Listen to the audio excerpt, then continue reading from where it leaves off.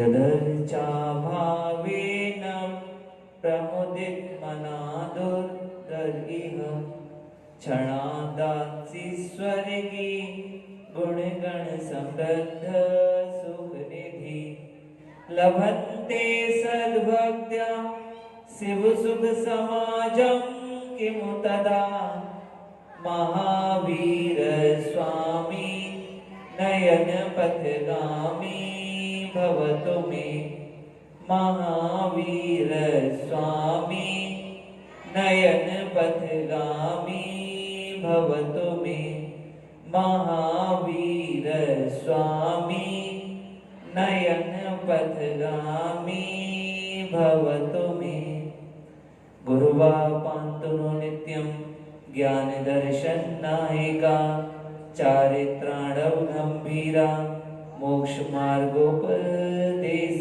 का। जय बोले पंच परमेष्ठी भगवान की, जय बोले श्री देवादि गजराट श्री आदि ब्रह्मा आदिनाथ भगवान की, जय बोले श्री देवादि गजराट श्री कल्पतरु शांतिनाथ भगवान की, जय बोले श्री देवादि गजराट श्री चिंतामणि पार्शनाथ भगवान की, जय बोले देवादि गजराट वर्तमान शासन नायक वर्धमान स्वामी की, जय बोले परम पूज्य वात्सल रत्नाकराचार्य गुरुदेव श्री विमल सागर जी गुरुदेव की। हम और अच्छे से जयकारा लगा सकते हैं, ऐसे जयकारा लगा रहे हैं जैसे आज पर्युषण पर्व के 10 उपवास पूर्ण हुए हों और कल हमारा पारना बाकी हो। तो एक बार जोरदार जयकार। हम कम हैं लेकिन हम में दम है। दोनों हाथों को उठाते हुए जोरदार जयकारा लगाएंगे। जय बोले परम पूज्य तपस्वी सम्राट आचार्य गुरुदेव श्री सन्मति सागर जी गुरुदेव की। जय बोले परम पूज्य अध्यात्मयोगी आचार्य गुरुदेव श्री सुंदर सागर जी गुरुदेव की। समस्त आचार्य संघ की। प्रतापगढ़ में विराजमान पूज्य आचार्य भगवंत के चरणों में नमोस्तु निवेदित करते हुए संघ के सभी साधुओं के चरणों में नमोस्तु वंदामि इच्छामि निवेदित करते हुए अपनी बात को प्रारंभ करूंगा। आज बरसात हुई, सबको अच्छा लगा? नहीं, बहुत अच्छा लगा। ऐसे ही एक बरसात के दिन थे, बरसात के दिन थे और रिमझिम बारिश हो रही थी। रिमझिम बारिश हो रही थी। चारों ओर हरियाली छाई हुई थी। चारों ओर हरियाली छाई हुई थी और मयूर नृत्य कर रहे थे। पानी के पत्ते पर पानी की बूंदें मोती के समान दिखाई देती थी। इतना अच्छा माहौल था और उस अच्छे माहौल के बीच में पगडंडी से 2 साधुगण आ रहे थे। 2 आ रहे थे ब्रह्मचारी, पगडंडी से चले आ रहे थे। आगे वाला थोड़ा सा वृद्ध था और पीछे वाला सन्यासी थोड़ा जवान था। चलते जा रहे थे। मौसम इतना अच्छा था कि जो नदी तालाब भी थे, नाले भी थे, वो भी उफान पे थे। पानी उनमें खूब जोरों से चल रहा था। तो आते आते जब वो कुछ और आगे आए तो आगे भी एक नाला ही पड़ने वाला था। तो नाले पर एक युवती, नवयौवना युवती वहां खड़ी हुई थी, क्योंकि नाला बहुत ज्यादा उफान पर था और उसको नाला पार करके दूसरी तरफ जाना था। तो वृद्ध सन्यासी आगे आता है, धीरे धीरे नाले के पास पहुंचता है और उस जैसे ही वो नाले के पास पहुंचता है, उस लड़की ने सन्यासी से कहा कि आप मुझे नाला पार करा दोगे? चल हट। इस तरीके से उसने उससे कहा कि सन्यासी कभी स्त्रियों को नहीं स्पर्श किया करते, उनके ब्रह्मचर्य में दोष लगता है। फिर सन्यासी तो नाला पार करके उधर चला गया, लेकिन उसने देखा कि पीछे जो जवान सन्यासी आ रहा है, जिसका उसको भय था, जिसका मन में उसके विचार चल रहे थे, तो पीछे उसने जब मुड़कर देखा तो पीछे देखता है तो देखता वो जवान सन्यासी उस युवती को कंधे पे बैठा कर आ रहा है। उसको कंधे पर बैठा कर ला रहा है उसने, और इस पार आ गया। उसने उसको कंधे से उतार दिया और आगे बढ़ चला। तो जब बूढ़े सन्यासी ने उस सन्यासी से कहा कि तुमने क्या किया, तुमने अपना धर्म भ्रष्ट कर लिया, ब्रह्मचर्य भंग कर दिया, ऐसे ऐसे उसको सुनाने लगा। वो सन्यासी चुपचाप रहा, मौन रहा, कुछ नहीं बोला चलो गुरु के पास, आज तुम्हें प्रायश्चित मिलेगा और तुम्हारा जो दीक्षा काल है वो भी सब खराब हो चुका है, उसमें कोई भी महत्व अब उसका नहीं रहा। फिर भी वो जवान सन्यासी शांत रहा, उसने कुछ भी नहीं कहा। और वो बूढ़ा सन्यासी उसे पूरे रास्ते उलाहने देते अपने आश्रम तक पहुंच गया, और पूरे रास्ते उलाहने देता रहा, उससे कहता ही रहा, कभी कुछ, शांत नहीं रहा। और इतना विकल्प उसने अपने मन में पैदा कर लिया जिसका कोई जवाब नहीं। आश्रम में प्रवेश किया और गुरु के पास जाकर पहुंच गए दोनों लोग। गुरु के पास पहुंच गए। गुरु से उसने कहा कि हे गुरुवर, आज इस जवान सन्यासी ने अपनी दीक्षा भ्रष्ट कर ली। बोले क्या हुआ? अरे इसने अपना ब्रह्मचर्य व्रत भंग कर लिया, इसने अपनी तपस्या खराब कर ली, इसने अपनी सारी जिंदगी खराब कर दी।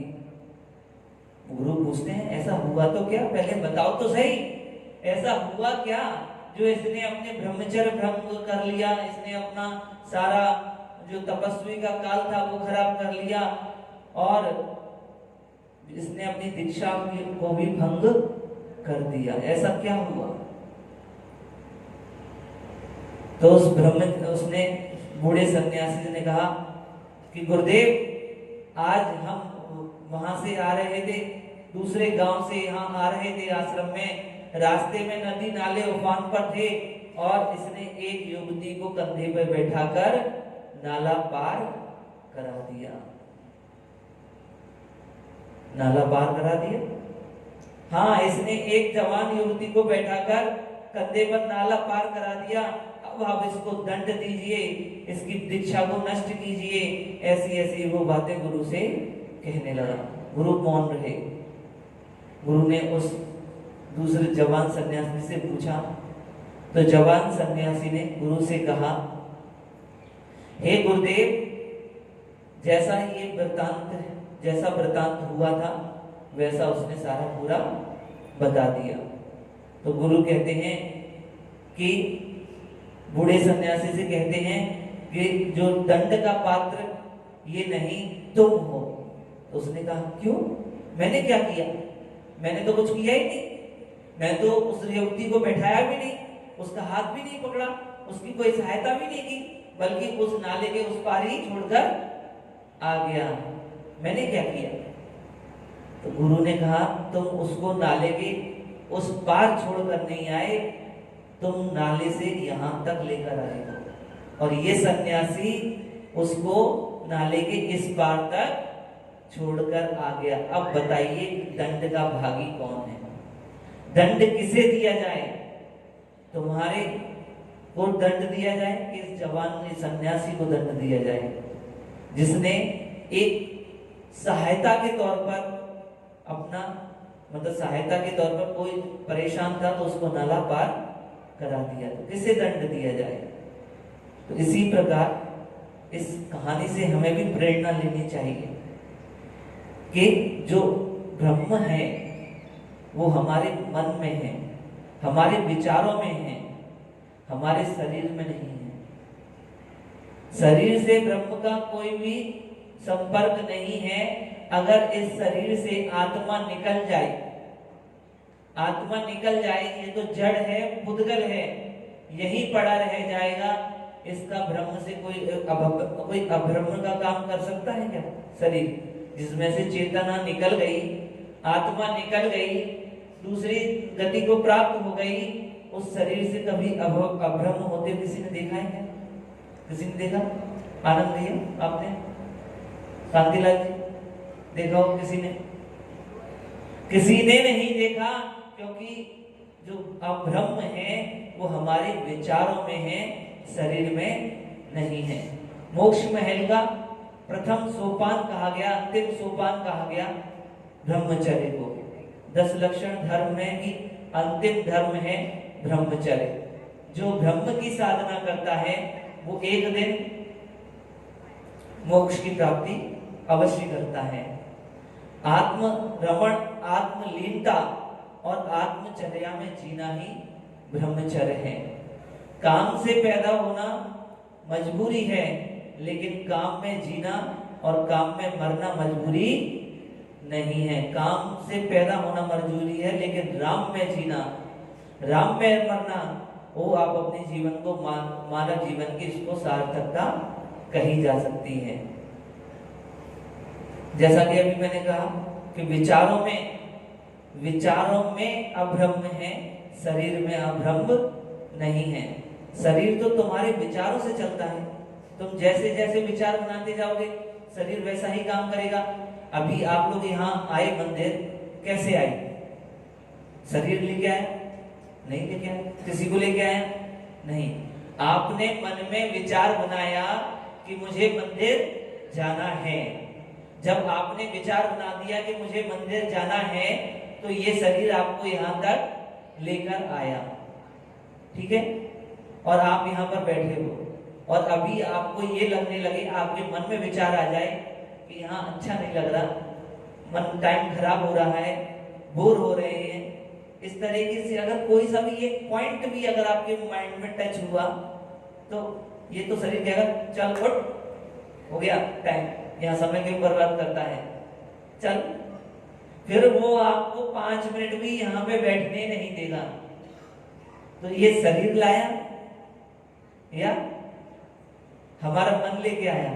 हमारे विचार लेके आए। हमारे विचार जैसा काम करते हैं वैसा ही ये शरीर हमारा काम करता है। ये तो पुद्गल है, जड़ है, इसमें कुछ भी ये आपसे कुछ मांगता भी नहीं है। संसार तो हमारी वासनाओं का हुआ करता है, वासनाओं से संसार की वृद्धि होती है और वासनाओं का ही संसार हुआ करता है।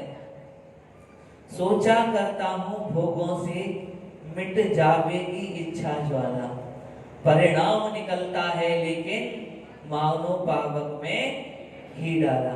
सोचता हूं भोग भोग लूं, थोड़े और भोग लूं तो मेरी इच्छा की शांति हो जाएगी, लेकिन कभी ऐसा होता नहीं है। एक भोग भोगता हूं, 4 भोग की इच्छा पैदा हो जाती है। जैसे पावक में घी डालते हैं, अग्निकुंड में घी डालो तो एकदम वो भड़कती है, उसी तरह से हमारी इच्छा वांछाएं भी भड़कती हैं। भड़कती है नहीं भड़कती है? ब्रह्मचर्य का अर्थ मात्र मैथुन से ही नहीं है, शरीर से ही नहीं है, स्पर्श इंद्रिय से भी नहीं है, बल्कि 5 इंद्रियों से इसका संपर्क हुआ करता है। स्पर्श इंद्रिय तो मात्र एक साधन, मन में आपके जिह्वा में, उससे भी अब्रह्म होता है। आपको खाने की लालसा जो लगती है, आपके सुनने का भी अब्रह्म है, देखने से आपकी तृप्ति होती है, सुनने से भी तृप्ति होती है और जिह्वा से भी तृप्ति होती है। तो वासनाएं जो हैं वो सभी इंद्रियों का विषय है, खाली एक स्पर्शन इंद्रिय का विषय नहीं है। और पंडित जी ने क्या कहा अपनी पूजा के माध्यम से? सील बाढ़ नौ राग ब्रह्म भाव अंतर लगो।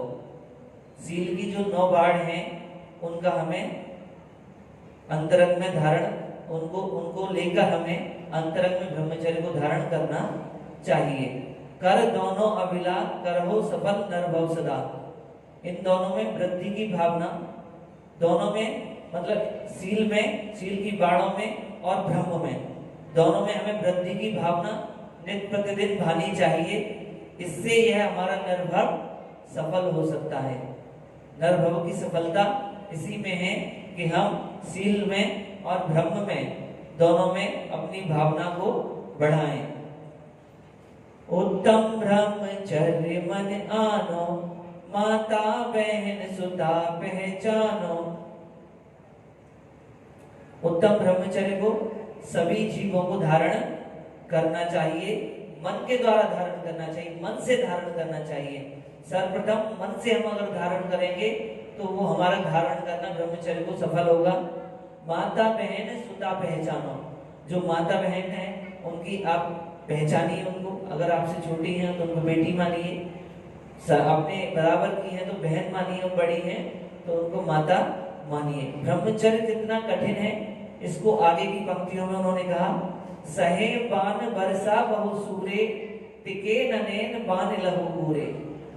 युद्ध क्षेत्र में जो बाण लगते हैं, तीक्ष्ण बाण लगते हैं, उनको सहना तो सरल है, लेकिन जो आंखों के बाण लगते हैं उनको सहना कठिन, उनको सहना सरल नहीं है बल्कि बहुत कठिन है। पूरे त्यागे असुचु की तन में काम रोगी रद्द करें। यह शरीर अपवित्र है और इस अपवित्र शरीर में क्या पवित्रता है जो हम इसके प्रति रति करते हैं। राग के वशीभूत होकर हम इसमें रति करते हैं। बहु मृतक सड़ही मसान माही काग जो पर चौचे भरे। जिस प्रकार शमशान में काग जो होते हैं, मृतक लोगों को, जो मरे हुए शरीर होते हैं, उनको चौंचों भर भर के करते हैं, वैसे ही ये काम रोग हमारे शरीर में फैलता जाता है। संसार में बिस्बेल नारी तज गए जोगी सुरा। पंडित जी ने लिखा संसार में बिस्बेल नारी, लेकिन आजकल पढ़ने में आता संसार में विषयाभिलाषा। अब ये परिवर्तन कहाँ से आया, ये तो मेरी भी विषय नहीं है, लेकिन लिखा तो पुरानी पुस्तकों में यही है। संसार में बिस्बेल नारी, संसार में जो नारी है वो क्या है, बिस्बेल नारी नहीं है, मतलब उसको क्या कहा गया, नारी के प्रति जो राग है उसको बिस्बेल कहा है। तो नारी के प्रति जो राग है उसको बिस्बेल कहा है। तज गए जोगी सराय, उस राग को सभी को त्याग करना चाहिए, और जिन्होंने त्याग किया वही महापुरुष इस संसार में हुए। तीर्थंकर आदि महात्मा जो हुए, परमात्मा हुए, उन्होंने सबने इसको त्याग किया है। ध्यानत धर्म 10 पेड़ चढ़ के शिव महल में पग धरा। ऐसे इस ब्रह्मचर्य व्रत को, इन 10 धर्मों को अपने मन में धारण करके हमें शिव महल में चढ़ना चाहिए। ये पंक्तियों का अर्थ उनका हुआ। आजकल एक और विषय आता है, जो फास्ट फूड वगैरह हैं, उनमें कुछ ऐसे पदार्थ मिलते हैं जिनसे हमें अब्रह्म की संभावना बढ़ती है।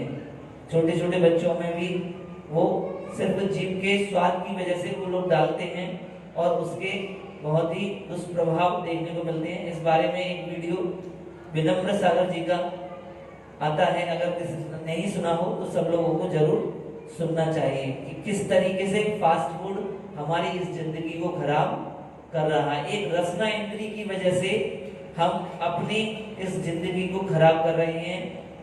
समय से पहले यौवन हो जाते हैं और इन सब बातों में उलझ जाते हैं, जिन बातों में हमें उलझना नहीं चाहिए। अपनी पढ़ाई पर हमें ध्यान देना चाहिए, इन चीजों पर ध्यान नहीं देना चाहिए। जो उम्र हमारी है, बच्चों की जो उम्र रहती है, उस उम्र में वो गलत राह पर चले जाते हैं। इस बात का विशेष ध्यान रखें सभी माता पिता। उस वीडियो को अगर YouTube पे सर्च करेंगे तो मिलेगा, जरूर देखें, बहुत अच्छा रहेगा। जो बोलिए आचार्य गुरुदेव श्री सुंदर सागर जी गुरुदेव की